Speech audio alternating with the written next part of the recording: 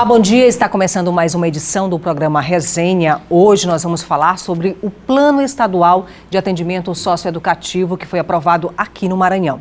O plano tem validade de 10 anos e traz uma série de orientações em relação às medidas socioeducativas implementadas para jovens e adolescentes. Para falar sobre esse assunto, a gente recebe a presidente da Fundação da Criança e do Adolescente do Maranhão e do Conselho Estadual de Direitos da Criança e do Adolescente, Sorimar Saboia. Seja bem-vinda.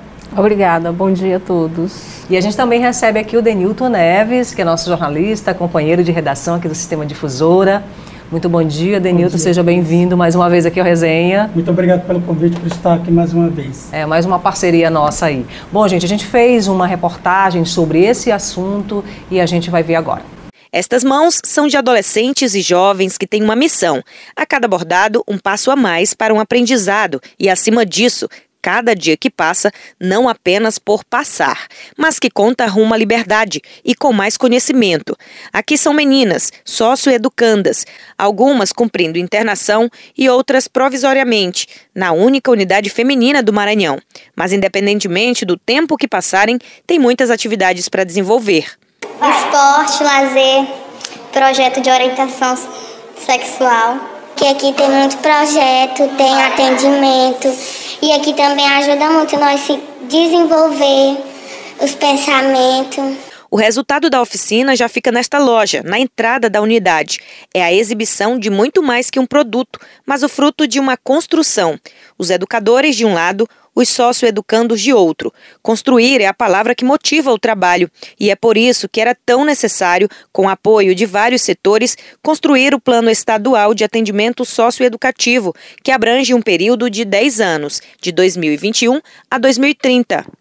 A elaboração do plano estadual ela foi feita de forma intersetorial. Isso significa que vários setores atuam para que essa intervenção seja mais qualificada. Agora nós vamos conversar com essa adolescente, nós vamos chamá-la de Inayá, foi o nome que ela escolheu. E aí você vai falar para a gente sobre esses projetos que você participa aqui dentro e como isso pode ajudar você, depois de passar todo esse período de 6 meses a 3 anos, a gente ainda não sabe, mas de fato a devolver você lá para a sua cidade. De fato, isso é que essa intervenção tem te ajudado nesse processo? Tem, porque pode me ajudar quando eu chegar lá fora, a mudar meus pensamentos, a melhorar em muitas coisas, a trabalhar, a dar valor à minha família.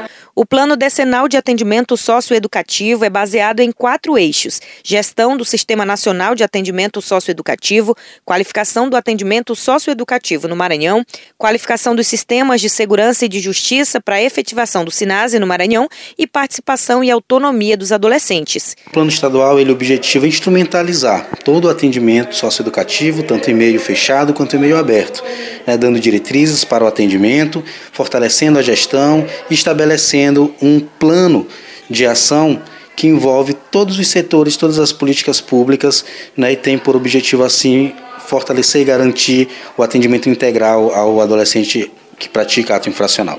Sobre a autonomia dos adolescentes, a contribuição deles é um ponto importante para garantir uma construção democrática e, de fato, que vá atender a demanda.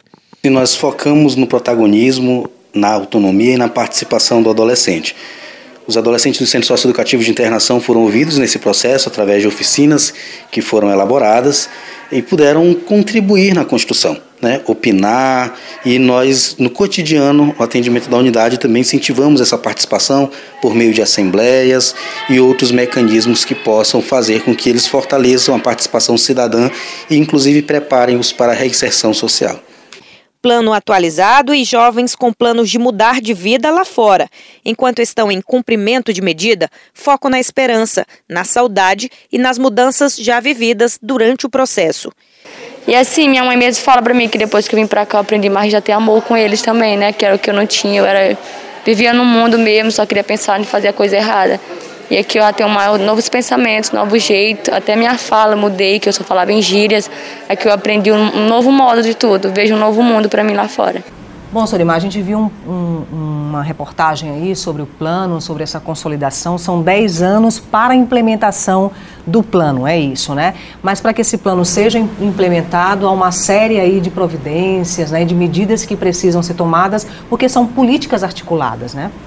Exatamente. O Plano Estadual Decenal de Atendimento Socioeducativo, ele é uma ferramenta, né, um instrumento de planejamento que vai auxiliar a gestão e todos os atores do sistema de garantia de direito, e aí inclui o Ministério Público, a Justiça, as políticas públicas, porque de fato esse plano ele prima pela intersetorialidade das ações, né?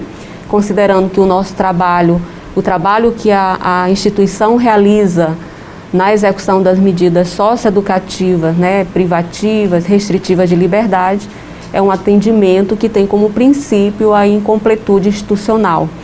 Então, nós sozinhos não daremos conta, né, de todo um conjunto de demanda e necessidades que os adolescentes precisam, né, durante esse processo de desenvolvimento pessoal, social, né, psicológico. Então, a necessidade que todos estejam cooperando, né, corresponsáveis por esse adolescente que cumpre medida socioeducativa. Então, esse é um plano, né, que foi construído aí há 10 anos, na verdade há 11 anos. Sim. Que ele vem sendo construído. A última versão do plano estadual foi em 2008, 2010, a terceira versões, e o Conselho Estadual, num esforço aí gigante, né, desde 2019 que a gente vem com esse exercício de elaboração que culminou com a aprovação desse plano agora no mês de maio. Então, para a gente é um grande avanço para o estado do Maranhão. Professora, nós sabemos que o caminho de volta não é fácil. Quando se trata de criança, adolescente e adolescente que, por algum motivo, se perdeu, está com alguma pendência na justiça, quando ele chega numa instituição, se chega completamente desestruturado, sem um apoio, geralmente vem de famílias já desestruturadas ou de um abandono. E acredito que a elaboração desse plano é uma conquista, mas sabemos que para ele dar certo faz parte de uma grande rede. O Estado é o executor, mas onde podemos fomentar e mostrar para que esses agentes dessa rede, que esse processo é importante, é um processo complicado, mas que ele surte resultado? Esse atendimento nosso ele é muito complexo, né? Ele é de alta complexidade. Como você colocou, o adolescente que cumpre medida socioeducativa, ele vem de todo um histórico, né, de defasagem escolar, de abandono mesmo, né, de falta de alcance e acesso por parte das políticas públicas. Então, ele é um trabalho muito desafiador e ele precisa que todos, assim como diz o Estatuto da Criança e Adolescente, né, a sociedade, toda a sociedade, né, o Estado e a família precisam se unir para dar conta, né, de fazer com que esse adolescente ele deixe a prática de ato infracional e ele retorne ao convívio familiar e comunitário sem o cometimento, né, de atos. Então, às vezes o adolescente que está conosco, ele precisa de oportunidades e as oportunidades não serão dadas somente pelo Estado. Na execução da medida, nós trabalhamos por meio da equipe técnica e a gente tem uma equipe técnica interdisciplinar, assistente social, pedagogo, psicólogo, advogado, né, que planejam a rotina sociopedagógica desses adolescentes. E nós trabalhamos sobre as relações interpessoais, sobre valores, sobre respeito, sobre tolerância, né? Ao momento de cumprimento, no momento de cumprimento dessas medidas, esse adolescente ele passa por todo um processo formativo e informativo.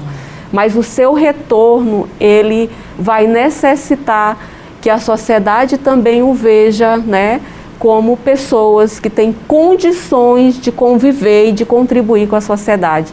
Então ele precisa de um emprego, ele precisa também do auxílio de todos e principalmente da família. Agora, pegando um gancho nisso que você está falando, no que o Denilton colocou muito bem, né, dessa questão, né, desse adolescente. Esse adolescente é um ser social, né, então ele vem de um ambiente, né, E vem de um ambiente que é familiar, de um ambiente que é muito mais amplo, né? Porque ele habita uma comunidade, né? Ele tem relações ali, ele tem amizades, ele tem, né, um círculo, né, de amizades, né? E existe essa preocupação hoje dentro da política que tá atuando de perceber a família e esses outros agentes do ambiente desse adolescente importantes nesse processo de recuperação? A família ela é implicada diretamente junto com o adolescente no cumprimento da medida. Não existe medida socioeducativa sem a presença da família. O processo evolutivo do adolescente, ele retarda quando a gente não tem a presença da família e quando a gente não fortalece os vínculos familiares desse adolescente. Muito desses territórios que os adolescentes são provenientes, às vezes eles não conseguem retornar, né? Por fatores de risco, né? Sim, por grupos que eles faziam parte ou se identificavam. Então, quando há esse risco do retorno do adolescente a esse território que ele morava, que ele residia, às vezes a família, junto com a instituição, encontra outros espaços, né? Então, às vezes é um tio que mora em outra cidade e que vai poder amparar esse adolescente, né? É um pai que não morava com ele, mas que aceitou o desafio e se propôs a reconstruir um novo projeto de vida para esse adolescente. Então, a instituição, ela busca acionar toda a rede familiar, comunitária, para que esse adolescente, ele retorne para o seu convívio, né? Evite o cometimento da prática de ato infracional.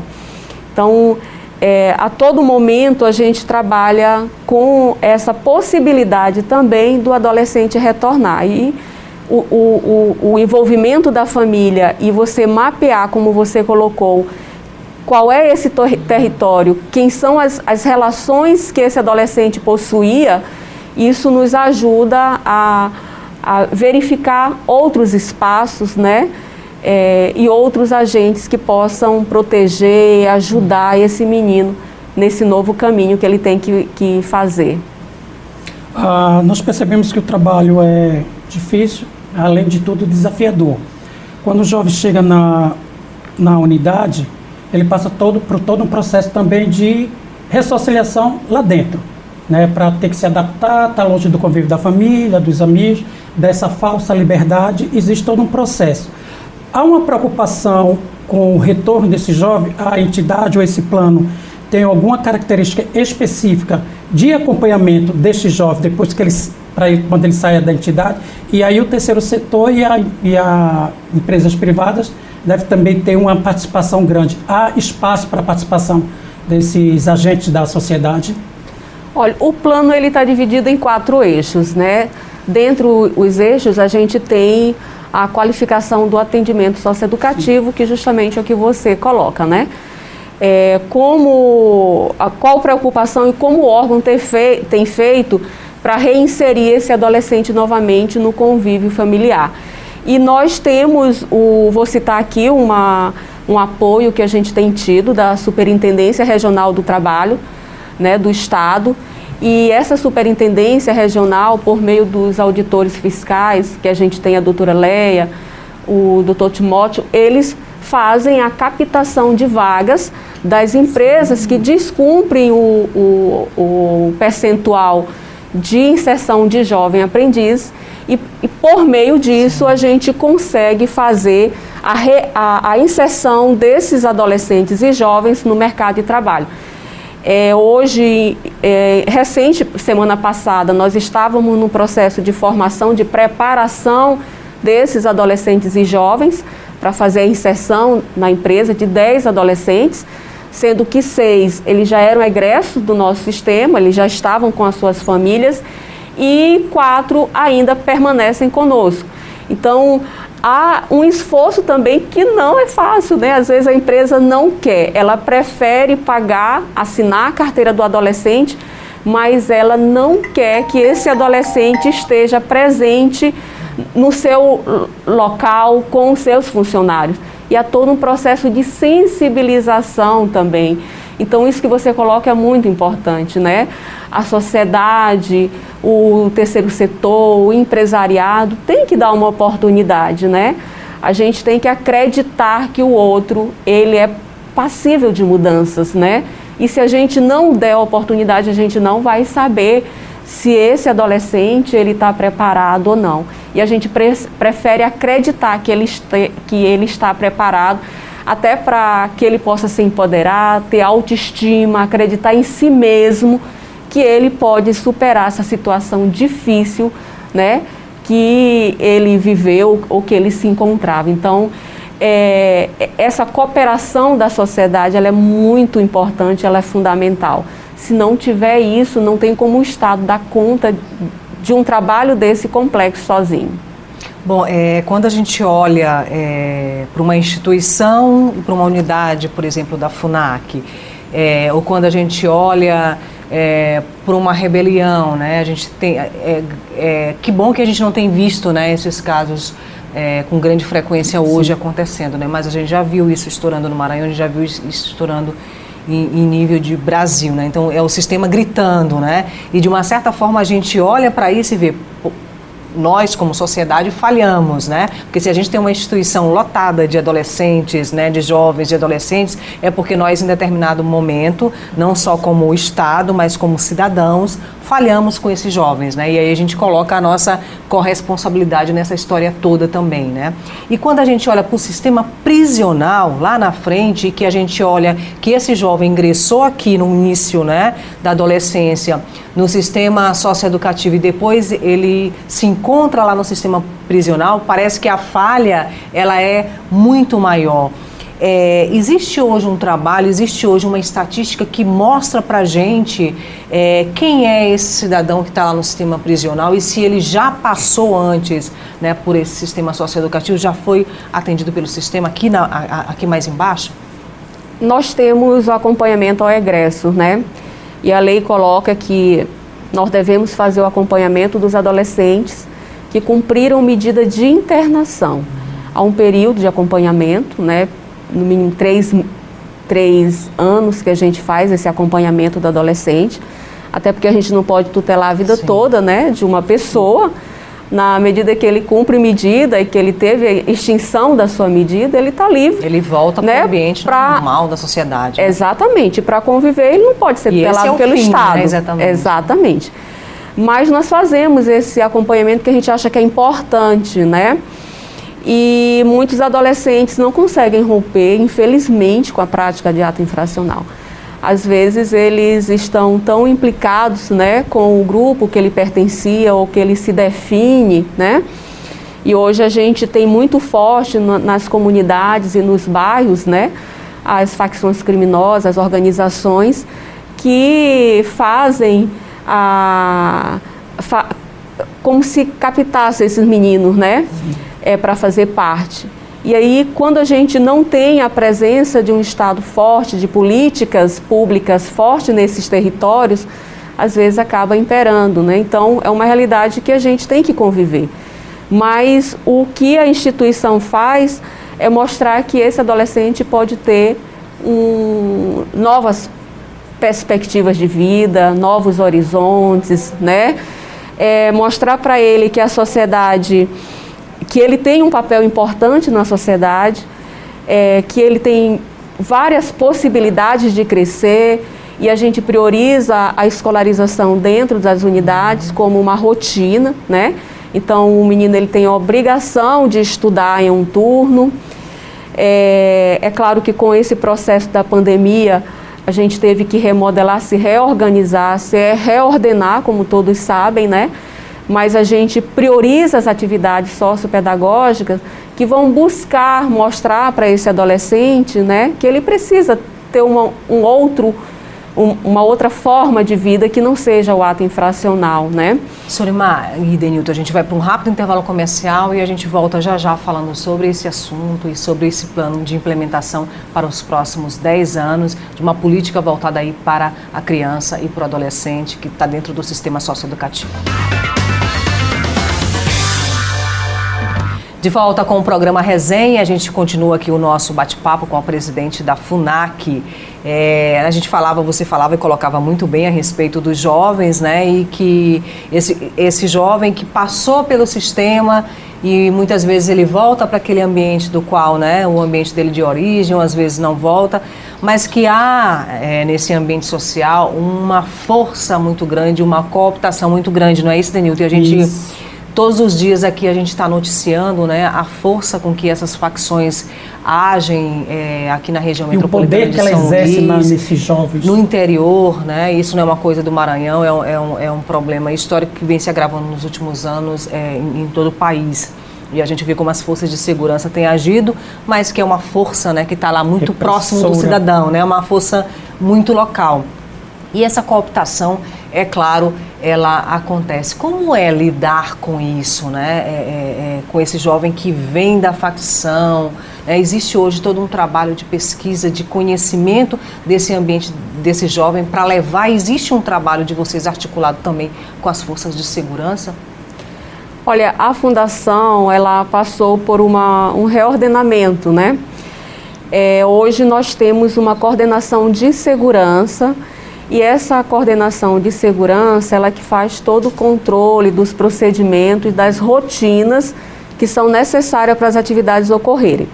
Hoje nós temos um grupo também de intervenção tática, então sempre que a gente tem algum conflito, alguma ameaça, alguma situação que a gente precisa intervir, é esse grupo de intervenção que faz, né? Então nós melhoramos nesse sentido, né?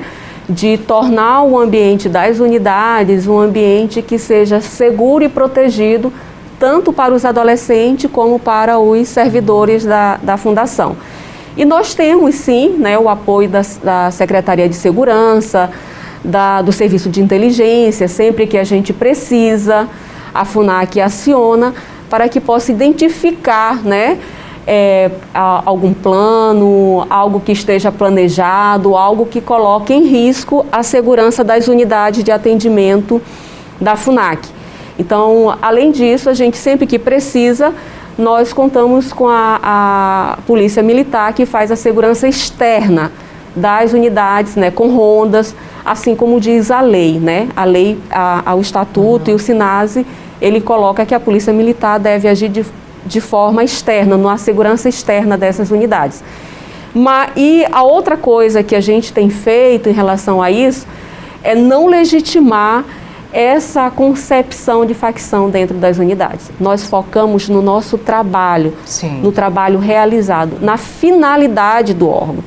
Então, sempre que isso vem à tona, e isso está presente, né, porque os adolescentes, eles têm essa identificação... no discurso, né, dos jovens também. Exatamente, eles têm essa identificação muito forte, às vezes um sentimento de morte, né, mortal pelo outro, que se coloca ou se identifica, né, com outro grupo, mas nós focamos sempre do nosso trabalho. O que nós passamos para o adolescente é que nós não reconhecemos, nós somos o aparato do Estado e que se fosse para a gente reconhecer, eles não estariam dentro da FUNAC, dentro de um órgão público, né? Eles estariam lá nas suas comunidades vivenciando isso. Então, quando teve a força do Estado, é porque nós não legitimamos. E aí, nós focamos nas atividades, no esporte, né? Nas atividades esportivas, nos torneios que nós fazemos. E isso é muito interessante, porque o esporte, ele aglutina os jovens, independente do que ele se diz ser ou se identificar, né? Ele junta os adolescentes, por meio do esporte, eles superam conflito entre eles têm tolerância um pelo outro, eles respeitam as regras, né? Eles se respeitam. Então a gente foca no que é positivo. Aprender a lidar com outro código, não é isso? Sim. Porque a gente sabe assim, deve ser um trabalho extremamente meticuloso, né? E que deve ser muito articulado, porque muitas vezes, e há um ressentimento até das próprias comunidades que vivenciam essa realidade, né, da facção lá, de que o Estado não chega, o Estado não está aqui, é como se a facção estivesse fazendo o papel do Estado, né? ali dentro daquela comunidade. A gente tem essas realidades, né, na periferia de São Luís, e que são muito duras e que a gente vê o tempo todo acontecendo. E esse jovem está dentro desse cenário, né? E quando ele vai para a instituição, ele precisa aprender a lidar com outros códigos, né? Exatamente. Com uma outra forma de encarar a vida, né? Exatamente. E a instituição, ela tem normas internas, né? Nós temos um plano de segurança, nós temos um projeto político-pedagógico que norteia, que dá o direcionamento para todas as atividades que são realizadas. Nós temos o regimento interno. Então, a regra que nós aceitamos é do regimento interno. Consta no regimento interno. Preparados para receber esse jovem, né, professora? Que passou por todo um processo também. Os profissionais que trabalham na instituição já estão preparados para dar esse apoio direto a esse jovem. Eles recebem formação. Nós temos a Escola Estadual de Socioeducação do Maranhão, que faz o processo formativo com os servidores, inclusive na área de segurança, né? Então, a gente tem cursos práticos de como fazer um processo, por exemplo, de algemação, de condução, dos procedimentos operacional padrão que a gente tem na instituição. A gente faz esse processo formativo. E ele precisa ser de forma sistemática, né? Porque aquele cotidiano também, que é tenso, né? Porque as unidades a gente trabalha com esse processo, né? De tensão. Hora ou outra a gente tem um conflito entre um adolescente.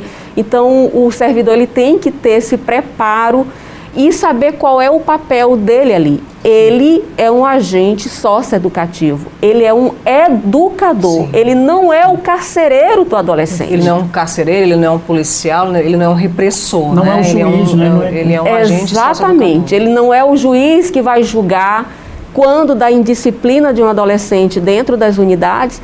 Ele passa por uma avaliação disciplinar, por uma comissão que faz avaliação disciplinar. Tudo dentro da norma e dentro da legalidade. Então, os nossos servidores, o educador principalmente, ele tem que agir dentro da legalidade, dentro da norma.